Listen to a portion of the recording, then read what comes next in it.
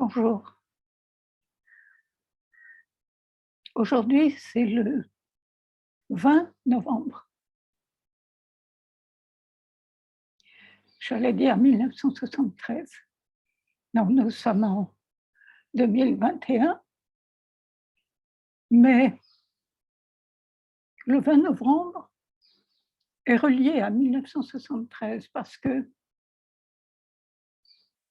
à la suite du 17 novembre, où Mère a quitté son corps, comme ceux qui ont regardé mes vidéos ou lu mon blog le savent, eh bien, quelques jours après, le 20 novembre donc, c'est le jour où le corps de Mère a été enterré. Dans ce même samadhi, comme on dit en Inde, le tombeau profond dans la voûte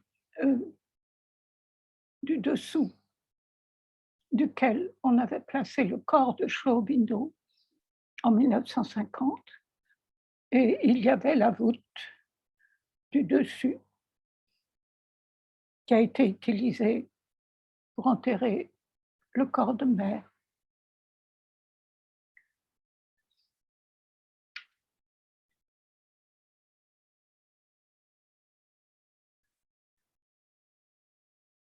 Le 17 de cette année-ci,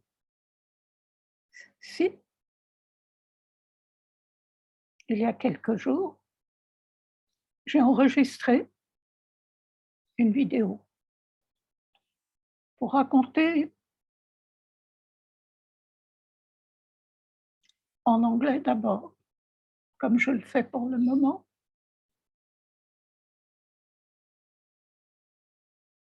quelque chose d'important qui n'a vraiment été connu que beaucoup plus tard.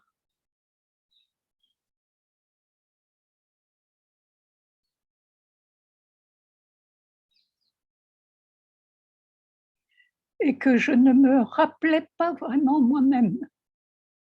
En tout cas, je ne vous en ai jamais parlé jusqu'à présent. Et il se trouve que le 17, il y a quelques jours, ce souvenir m'est revenu en mémoire.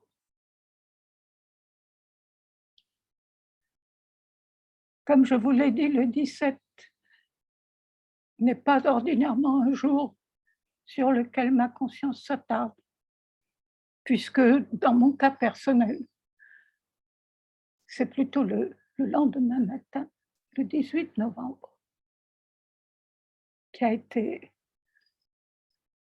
cause de célébration véritable, de darshan véritable, pour moi personnellement, parce que c'est le jour où j'ai reçu ce double darshan de Mère, énorme dans les deux cas,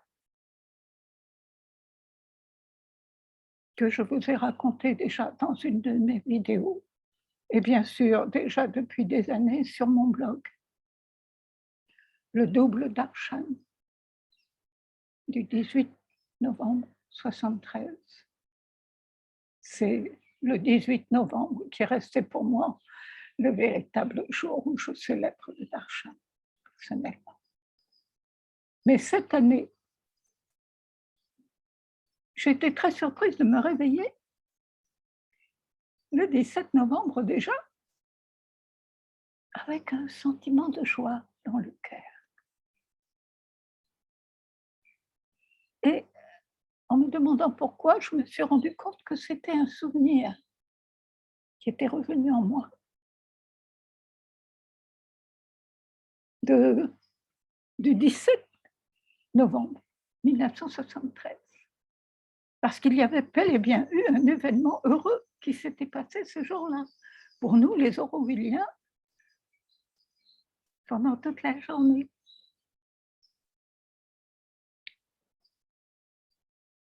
Je crois bien que ce qui m'a remis ce fait en mémoire, c'est le fait que,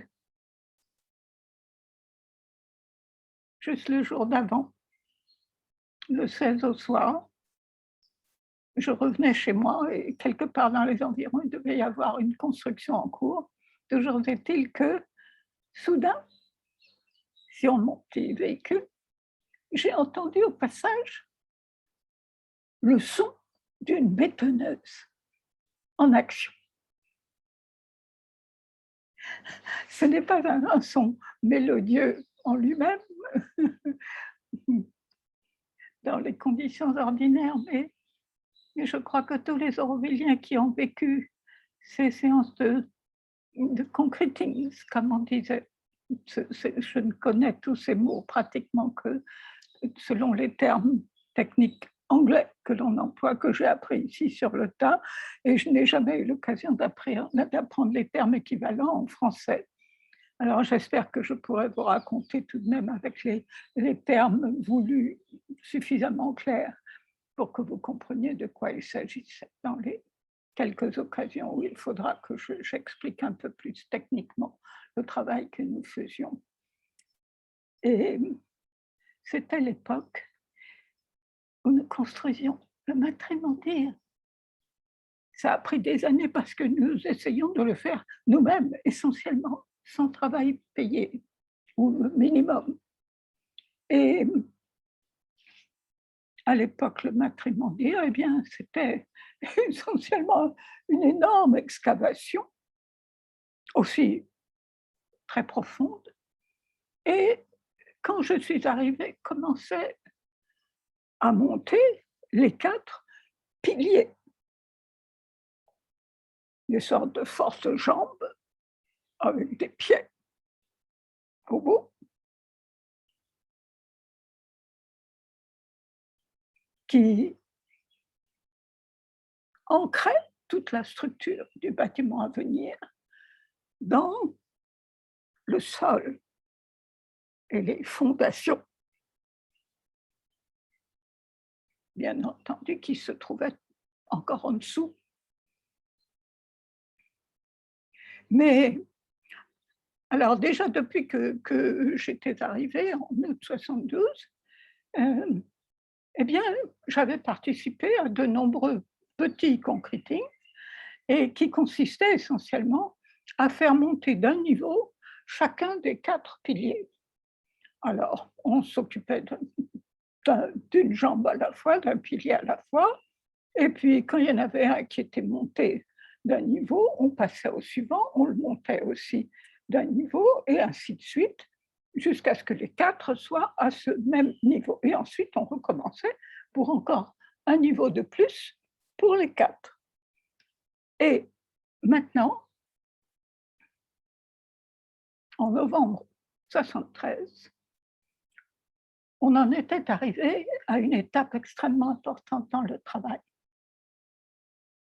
Alors, tout du long de la construction effective du bâtiment du matrimondir, c'est grâce à la présence de Piero, notre ingénieur en chef. Il venait d'Italie, Piero Ciccionesi, ainsi que son épouse Gloria, elle aussi architecte. Et c'était lui, la conscience, qui, après que le design, n'est-ce pas, les dessins, tout l'aspect extérieur, l'esthétique, etc., que tout ça, que tout était vu et choisi par Mère, eh bien, préparé par les gens qualifiés pour cela, eh bien, c'est Piero qui s'est occupé pendant toutes les années qui ont suivi du travail de la construction et de veiller à ce que tout soit préparé en temps voulu. Alors, toute l'orchestration de tout le travail préparatoire, des séances de bétonnage en elles-mêmes, en fait, de tout. Et donc, ce jour-là, nous avions tous reçu la nouvelle à Auroville que autant de monde que possible était nécessaire cette fois-là pour aider. Parce qu'il y aurait beaucoup de travail. ce serait un très long concrétisme. Et donc, comme d'habitude, j'étais parmi celles qui se sont précipitées pour participer une fois de plus à cette célébration collective, en fait, qui était pour nous chacun de ces grands ou petits concrétismes. Mais d'autant plus si c'en était un grand, évidemment. Et ce dont il s'agissait ce jour-là,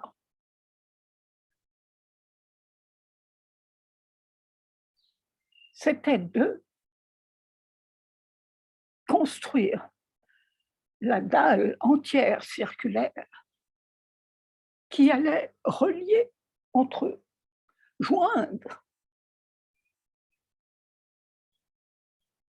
les 4 piliers et former en fait déjà la base de la sphère future qui allait ensuite continuer à s'élever au-dessus.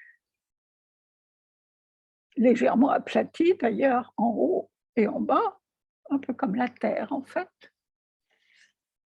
Et donc, cette dalle allait être plate au-dessus, mais en dessous légèrement courbe, justement parce qu'il y avait la forme de la sphère qui s'amorçait déjà à ce niveau-là. Et ensuite,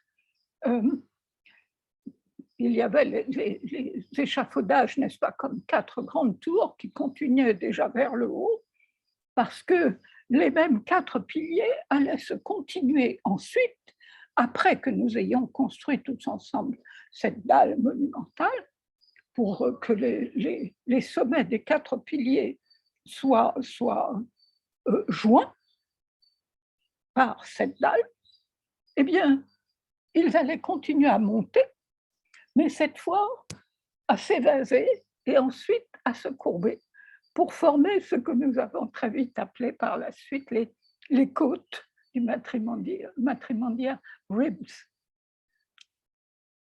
Et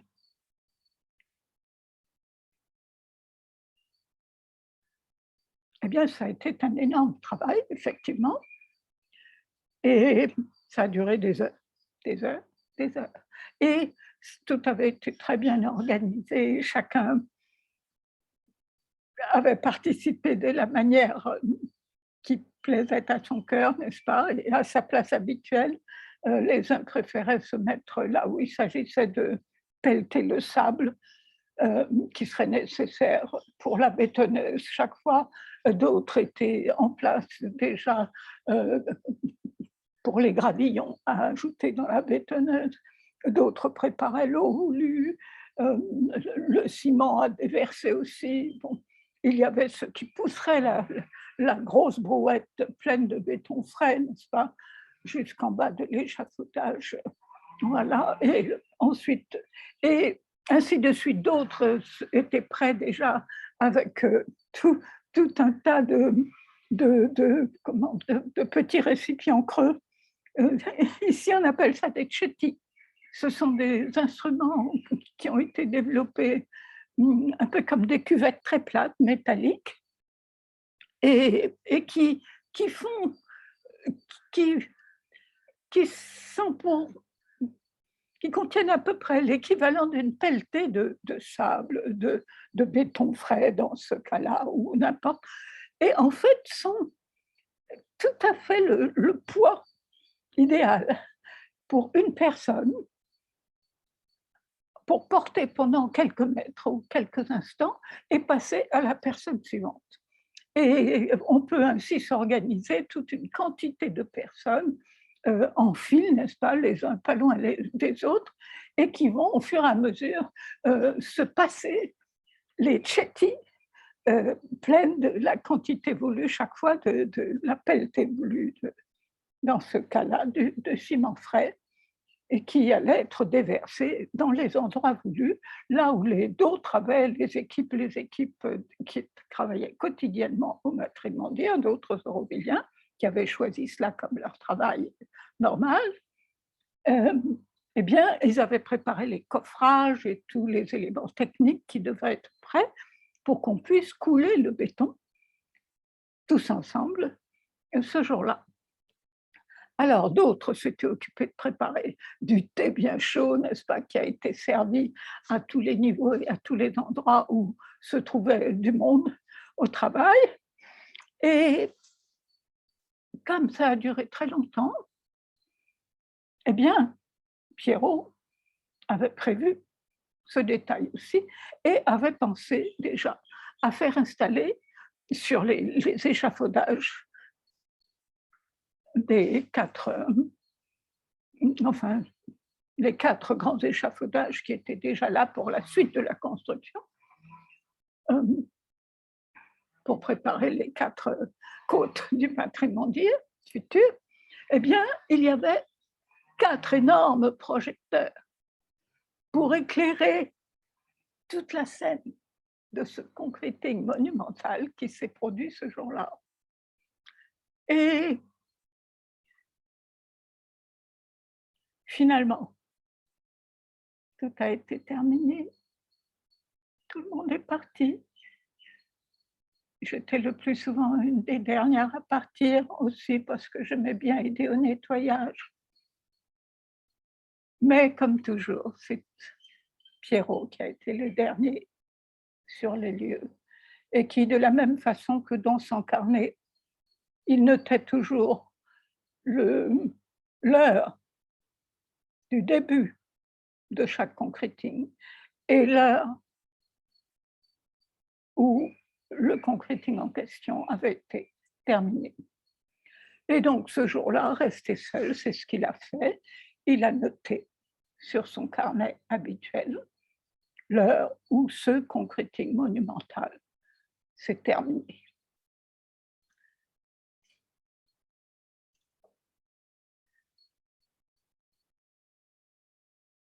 Comme vous le savez, c'est le lendemain, le 18 novembre, que j'ai appris, comme la plupart des autres personnes un peu partout, la nouvelle que mère avait quitté son corps la veille au soir, à 7h45. Nous disons en français plutôt, pardon, pas 7h45, 7h25. Et en français, nous disons plutôt 19h25. Je crois bien d'ailleurs que aussi dans ma vidéo, supposément en anglais, relatant le même fait, à la fin, je me suis un petit peu embrouillée entre les deux manières et j'ai dû dire quelque chose dans le genre de 19h25 p.m. Voilà. Donc, en tout cas, l'heure est bien claire. Et à l'époque, je n'avais aucune idée de l'heure à laquelle nous avions terminé ce concreting. Il n'y avait que Pierrot qui le savait et qui l'avait noté. Et c'est des années plus tard, alors que déjà le divin m'avait amené à démarrer ce centre de recherche, d'enseignement, d'application de tout ce que Chauvinot et Mère ont expliqué à propos de l'évolution intégrale, l'évolution consciente intégrale. Et le centre que j'ai été amenée à fonder à l'époque, en 1984, s'appelle le Laboratoire de l'évolution. Et en même temps, il y a alors, il y a d'abord, bien sûr, l'étude et la pratique de tout ce qui concerne le yoga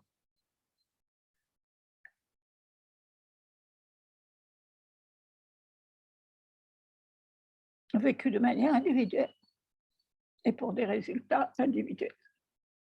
Mais il y a aussi dans l'expérience collective qu'est Auroville, qui est une société nouvelle, n'est-ce pas, qui croit ici de son mieux.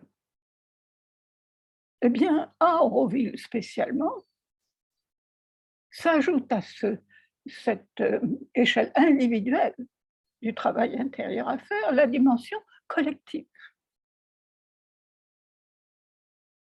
qui vise à préparer chacun à être capable de plus en plus, dans ses relations avec les autres, de favoriser l'établissement entre nous tous de cette unité humaine qui, à Auroville, ne doit pas rester au niveau des mots, mais qui doit devenir, comme Mère l'a écrit très clairement dans la charte même qu'elle a formulée pour Auroville, dès sa fondation, ça doit être une humanité, une unité humaine concrète. Alors, donc, c'est une partie extrêmement importante du travail. Et donc, ce centre qui s'appelle le laboratoire de l'évolution est en même temps, obligatoirement, le centre pour l'unité humaine. Et dans cette perspective-là, il fallait penser à Auroville dans son ensemble. Et tout de suite, j'ai été amenée à commencer une compilation plus complète que ce qui existait jusque-là, qui avait le mérite d'exister, mais qui était encore très réduit à l'époque. J'ai vu la nécessité de trouver davantage de documents et de mettre ensemble tout cela en une compilation aussi complète que possible sur tout ce que Mère avait pu dire à propos d'Auroville, à diverses personnes dans l'ashram. Bon, il y avait bien sûr ce qui avait été dit à Auroville même au fur et à mesure, mais beaucoup d'autres choses avaient été dites, même par exemple au cours de l'agenda, de mon étude de l'agenda à partir de 78, n'est-ce pas, au fur et à mesure que les volumes sortaient, j'ai pu constater que à partir de 65, Mère commençait à parler de l'Auroville en gestation, disons, à sa thème. Et il y avait des passages entiers consacrés à Auroville. Et même, justement, à propos du matrimonial. Alors, c'est en faisant tout le travail de recherche, de contacter différentes personnes qui pouvaient me donner des renseignements, etc., trouver certains documents oubliés. Bon, c'est là que j'ai été amenée à me rendre compte que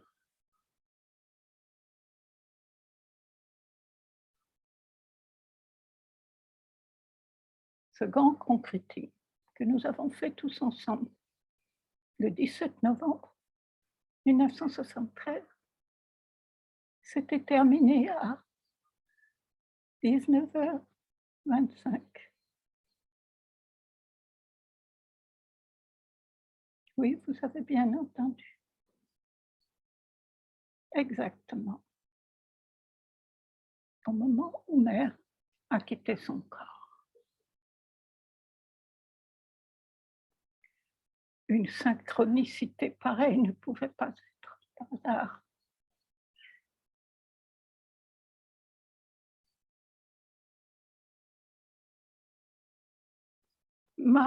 Mon humble compréhension de ce que cela pouvait signifier. Et que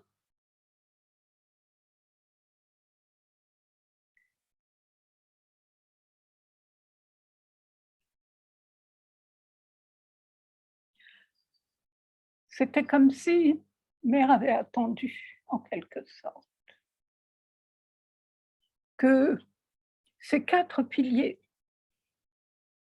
que Mère a nommés chacun du nom de l'un des 4 pouvoirs principaux de la Mère divine, tels qu'ils sont présents sur le symbole de la mère divine, montrant sous forme du tracé d'un symbole la manière dont les énergies mises en œuvre par la mère divine créent et continuent à créer et à développer et à faire évoluer tout ce qui existe. Pour ceux d'entre vous qui ne connaissent pas encore le petit livre, un livret simplement, écrit par Sri Aurobindo dès 1927 et qu'il a appelé simplement La Mère. Dans le chapitre 6, Sri Aurobindo décrit justement ces 4 pouvoirs principaux de la Mère. Et il y a la sagesse, dans la vastitude de vision, voir ce qu'il y a à créer. Il y a la force qui donne l'impulsion et la capacité de réalisation. Il y a l'harmonie qui fait que tout vient au moment voulu. Et il y a la perfection qui prend soin de tous les détails pour que le résultat final soit parfait. Tels sont ces 4 pouvoirs principaux de la mère, qui sont représentés symboliquement à travers ces 4 piliers qui supportent la sphère, maintenant réalisée elle aussi, du matrimonial.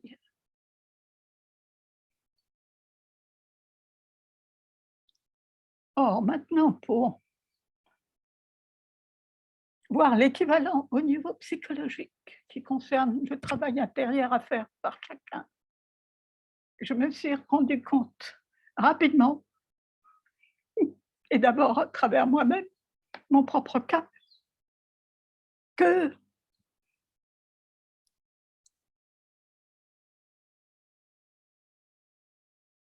tout le monde n'a pas un contact forcément immédiat et aisé avec les 4 pouvoirs de la mère. Le plus souvent, chaque individu, ah oui, oui, oui, se relie, comprend, est en harmonie, est en accord immédiat, spontané, avec un maximum 2 de ses pouvoirs. Par exemple, quelqu'un va tout de suite se sentir tout à fait en accord avec le fait que la mère divine, c'est le pouvoir, la force, ou bien la perfection. Bon, ou bien d'autres, ça sera plutôt l'harmonie, ou d'autres, la sagesse, ou 2 de ces pouvoirs à la fois déjà, mais pas tellement les 2 autres. Donc, or, à la fin de ce livret, la mère, Sri Aurobindo explique aussi, je mets ça dans mes mots, mais le sens c'est ça, que pour être capable de manifester, de recevoir, de participer à la manifestation du supramental, il faut que ces 4 pouvoirs aient été développés dans l'être de manière égale. Et en fait, quand on regarde la manifestation matérielle de tout cela, qu'est le matrimonial, cela devient une évidence parce que pour que cette sphère énorme, n'est-ce pas, dans toute sa plénitude,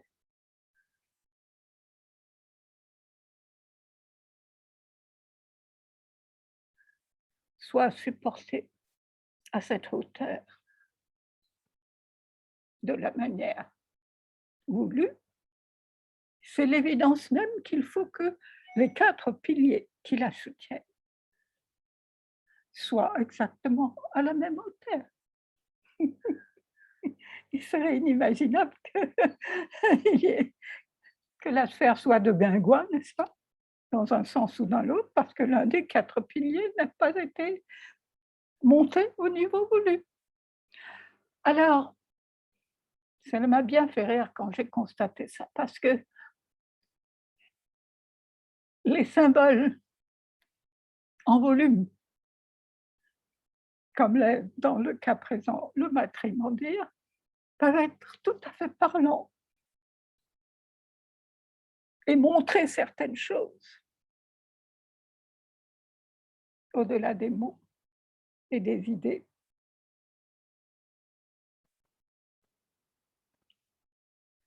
Alors, ce que nous avons fait ce jour-là, dans ce grand concrétisme du 17 novembre 1973, ça a été justement de créer cette jonction, cette harmonisation, cette réunion des 4 pouvoirs principaux de la mère divine, pour qu'à partir de là, toute la sphère puisse se développer, grandir.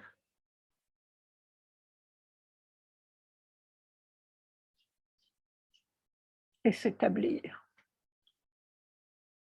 dans ce monde physique de manière solide.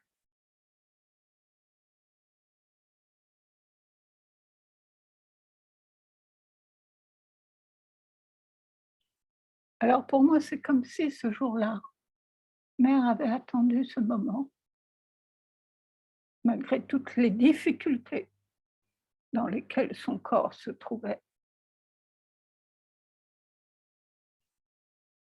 Elle a attendu ce moment où cette base fondamentale, tellement importante, a été réalisée. Parce qu'à partir de là, toute la suite devenait possible, de la manière voulue, pour que le résultat final soit celui qu'il devait être.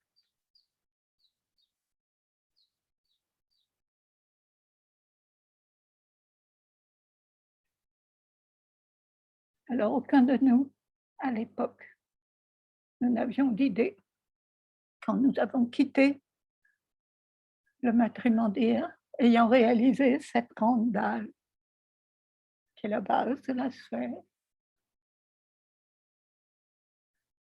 et c'est qui rejoint les 4 piliers qui la soutiennent. Nous étions contents du travail réalisé, bien sûr, mais nous n'avions aucune idée de ce qui se passait à l'ashram, dans le corps de Mère.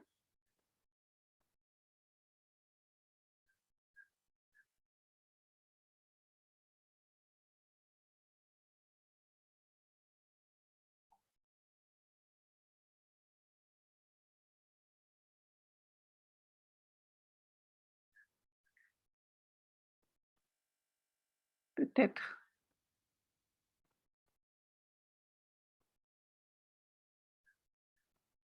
cela a-t-il été mieux ainsi, pour que ce soit comme d'habitude, dans une célébration collective joyeuse, que ce travail soit accompli de notre côté. Il a été fait dans les meilleures conditions intérieures voulues de la part des petits humains qui devaient réaliser ce matrimondial.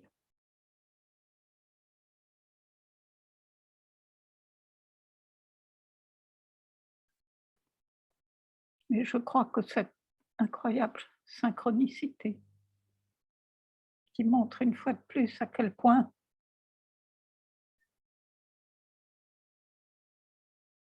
une sorte de symbiose symbolique existait entre le corps de mère et la matière même du matrimonial.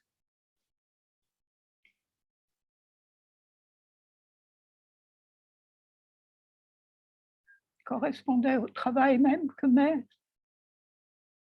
avait fait de ces cellules depuis 1956. Car ce travail était en pleine matière et pour la matière, pour la transformation de la matière même de notre monde, la matière terrestre.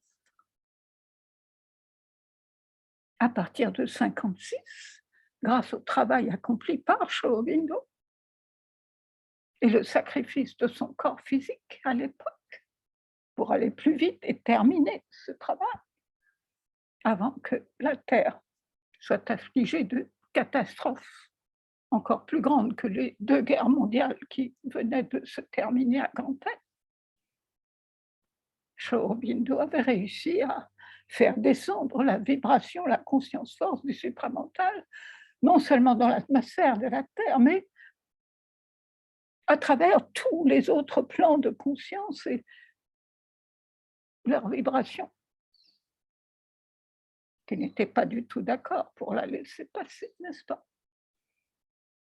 Finalement, jusque dans la matière terrestre, où la même conscience force, attendant son heure, a été activée et a pu commencer à se répandre dans la matière même, partout de la Terre.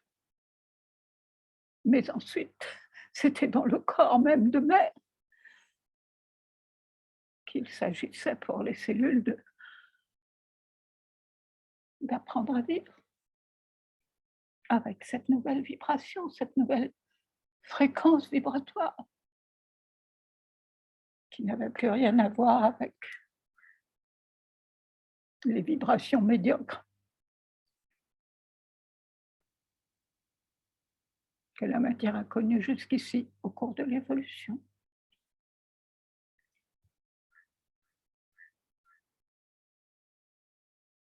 Alors c'était dans le corps de mère que toutes les difficultés énormes aient dû être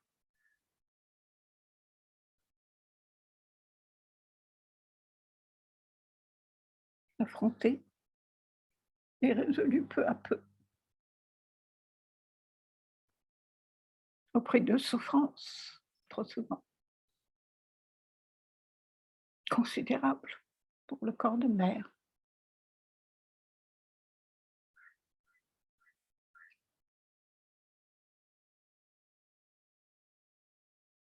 Alors c'est comme si à partir de ce moment-là,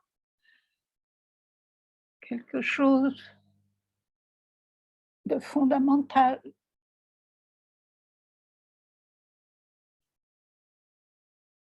mais en quelque sorte suffisant avait été accompli.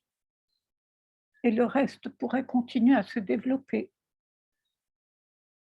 à son propre rythme, au fur et à mesure, dans les années qui suivraient.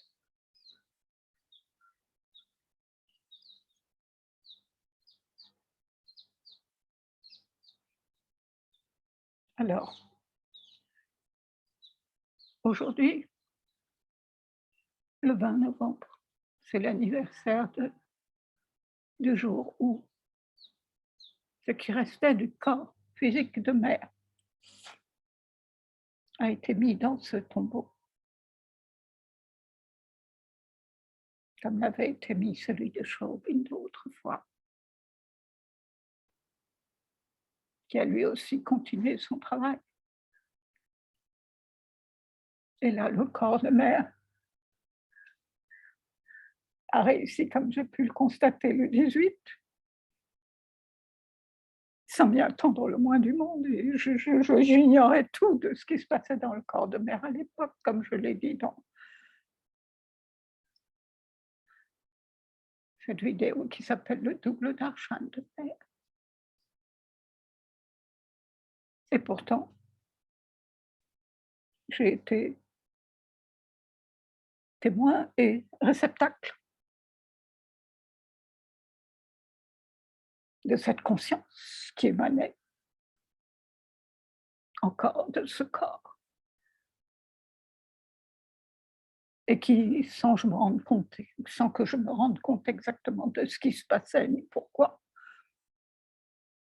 il s'est trouvé que mon corps a été réceptif, a été capable de recevoir quelque chose de ce qu'il y avait dans ce corps.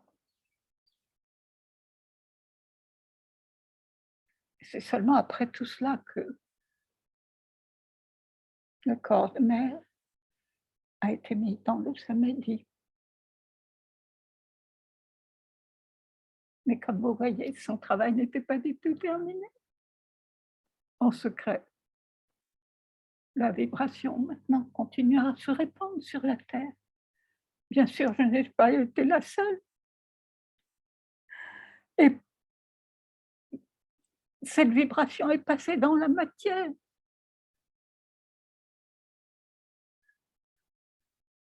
Elle est maintenant partout sur la Terre. Il faut seulement notre réceptivité pour que de plus en plus de corps deviennent capables de continuer à la manière propre de chaque individu.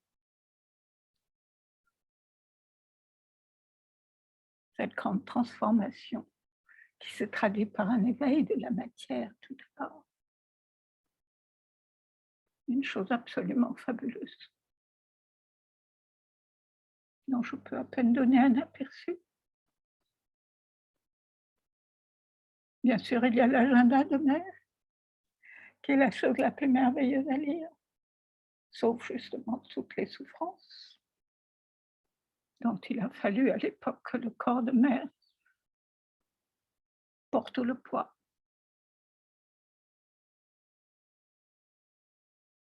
Mais qui, d'après ce qui m'a été dit, n'est plus un élément inévitable. Maintenant,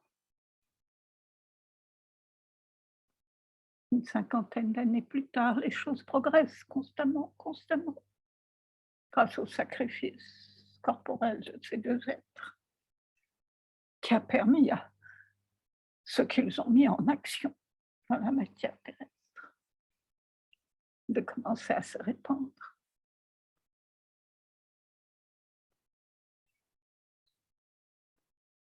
Alors maintenant, ce moment où je vous parle, eh bien, nous sommes encore pas tout à fait sortis de cette pandémie.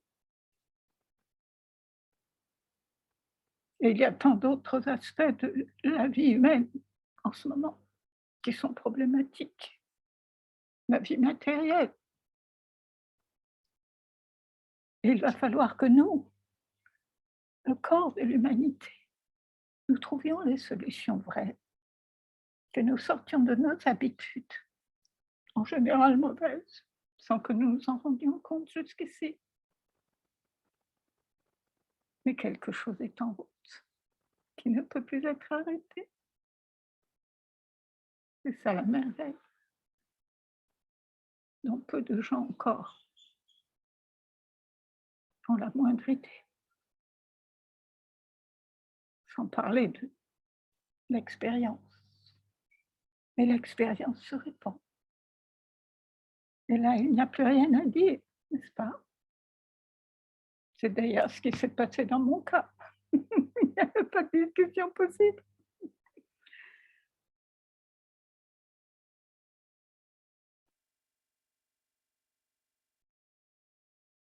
Alors, je voudrais juste, si vous voulez bien, que pendant un court moment, ensemble, nous disions merci à mère et au corps de mère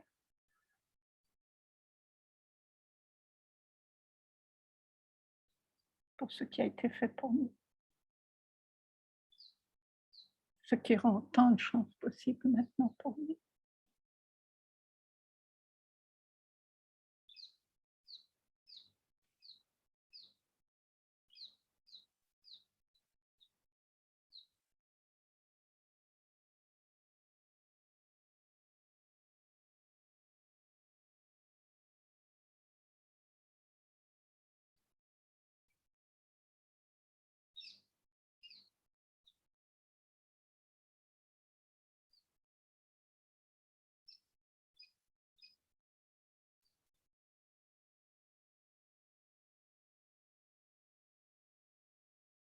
Oh,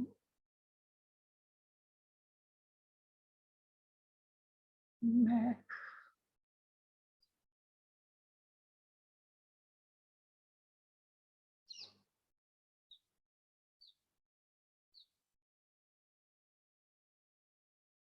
on t'aime, t'aime, on t'aime.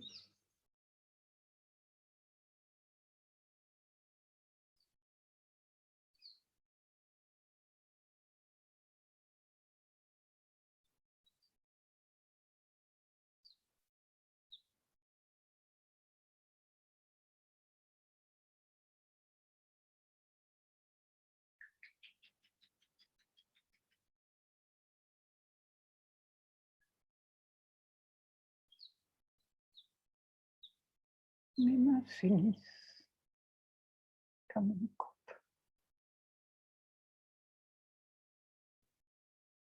pour laisser monter vers toi la douce flamme de notre gratitude. Et en même temps, de nous toutes les cellules de ce corps montent des petites flammes qui t'aiment.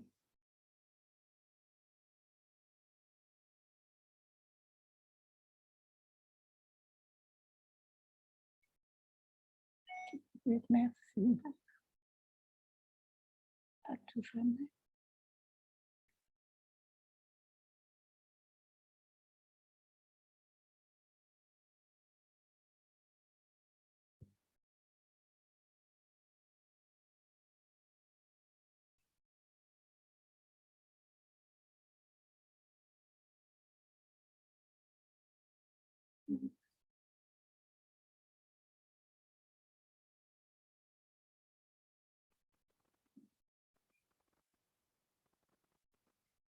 Je dois encore vous dire que dans ma prochaine vidéo, à nouveau, il sera question de mer, mais cette fois encore avec une surprise monumentale.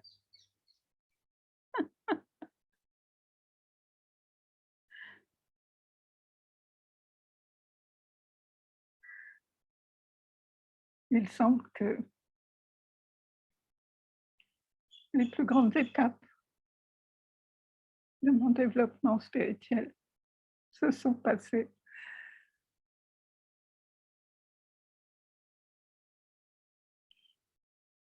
par une sorte d'arrangement entre mon âme et le divin, de cette façon-là, à travers des surprises et encore plus de surprises, des merveilleuses surprises chaque fois.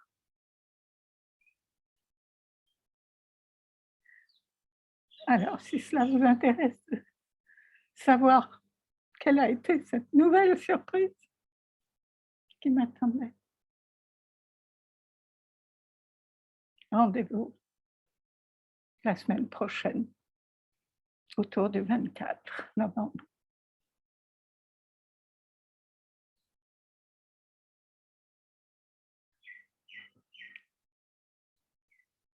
Om.